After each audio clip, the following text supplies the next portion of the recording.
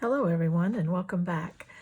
I have another walkthrough for you for the second kit that I've made for my shop for slow stitching, sewing, embroidering, hand stitching, whatever you want to call it. It's a project that is totally done by hand, and there's no machine stitching in here at all. It's a small project, something that you can sit and do in your lap, carry along with you if you're traveling or whatever you're doing. And it's just a very relaxing and kind of fun to put these elements together and then come up with something. This is kind of a still life scene with a tablescape with a flower pot and a lamp and a little window situation with a little curtain valance on top.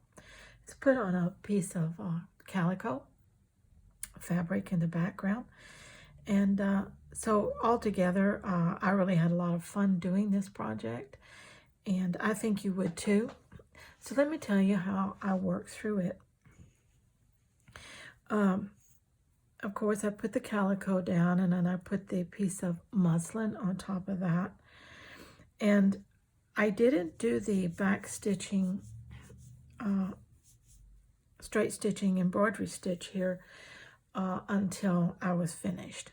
So what I did was I pinned the calico to the background fabric to keep it in stationary until I could get two elements on, and that was the lace here and the valance, curtain valance here, and then that would hold that background piece, background together. So I did that, and I put the little lacy piece down, and I tacked that with some quilting thread. I like to use this quilting thread. You only have to use one strand. It's very strong, and this neutral color doesn't show, and usually on most items, so I like that very well. So I tacked that down with that, and then I went to the top and I tacked down the valance on the top, also with the quilting thread. Then I came back and I put little French knots along the top there, so you could see those along the ribbon, and also tacked along the little lacy part at the bottom so that it wouldn't stick out too much. Okay. After that, I did the lamp. I put the lamp piece down and straight stitched around that. Then I put the lamp pieces in and straight stitched around that. I put this little silver trim here that's like little silver fringe. I put that on a piece of little bitty strip that I cut of Scotch tape, very narrow little strip of Scotch tape, and I put the little fringe along it because it's very difficult to hold it in there otherwise. Then I put that little strip of Scotch tape down and then tacked it, sewed it on. Then I came with the decorative fiber and put that over that so that you don't see the tape at all, but it is securing those little fibers. The lamp shade, I have two pieces of fabric, the little light green fabric that has a little bit of silver metallic threads in it, and then a darker green gauzy fabric behind, which just gives it just a little depth there of interest. And so those are just straight stitched on to the background fabric.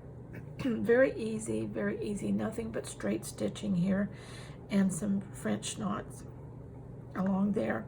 Nothing complicated at all, just some tacking stitches, which is nothing but a tiny straight stitch on that.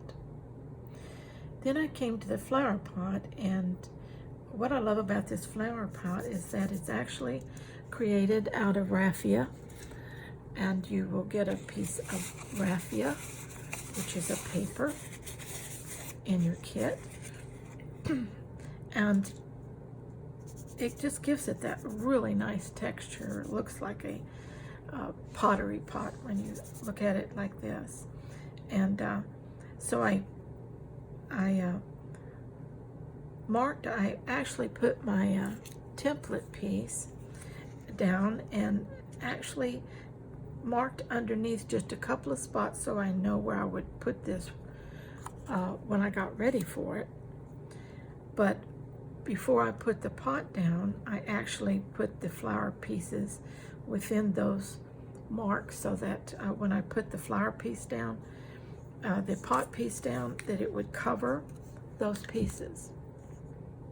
So all those little edges sticking down into the pot were covered. Okay, and what the greenery here is, you'll get some of this really gorgeous little trim here in your package, and I cut it into 3 pieces and stick it in there like that, and that's really cool. And after I cut my pot out of my raffia, you have all kinds of little pieces left. Just cut a couple out, shape it like you want to shape it, 2 or 3, however many you want to put in there, and add those. Now I just tacked the raffia down with straight stitches all the way around. When I put the greenery in there, I came down the edge of the greenery with a lazy daisy stitch, just running straight down each one. That gave that a little more substance, filled in a little better, and I really liked the way it textured it. Then I came back with some embroidery thread, and with a lazy daisy stitch, I made little flowers, one here and one here. I made sure to overlap my pot so that it looked more realistic. Did some just single little lazy daisy petals out on the edges and down the trim of my greenery. That gave it some realistic look. Hope you can see that well. Then I put some French knots in the middle of my little flowers. Then I took some of the green fabric that you'll be getting, and I cut it in little bitty tiny triangles, and then I tacked those little triangles down with French knots to look like maybe some of the foliage had fallen to the table around the pot, and that just added a little more dimension to it. Now, let me say that you get all these elements, but your placement and how many of this or that, or how much stitching you want to put on and all of that, that's really up to you. You can add, take away, move around, whatever you want to do. You have the elements in your kit, so you can play with it the way you want to. And there's usually more than you need of any one item, so that, you know, you can play with that around.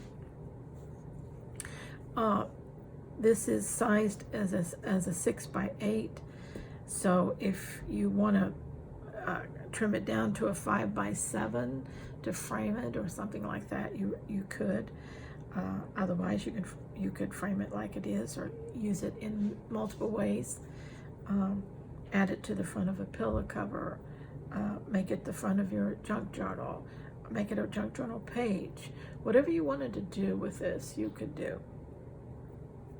I've seen people add them to their sweatshirts, side of a pair of jeans. Whatever you wanted to do with your slow stitching, you could do. Okay. Of course, most of the time I gift my finished pieces to someone who just doesn't sew or doesn't like to sew, but loves the look of it. So I gift those to friends who don't sew themselves. So this is the way I worked through this project. It doesn't take long. I sat down and I don't sew a long time in any one time, so just a few sewing sessions over a couple of days, and I had this project completed. So I hope you like this one and you'll try it out. And if you like my kits, please tell your friends. I'll be adding kits along for the next several months, and so that you'll have a variety to choose from. That always makes it fun. This time of year is a good time to start gathering your projects for next year. Have something to work on during the cold months of January and February here in the United States, and be able to slow stitch and just enjoy some time in front of a fire, in front of a beautiful landscape view out your window, wherever and however you like to hand stitch. So until next time, happy stitching.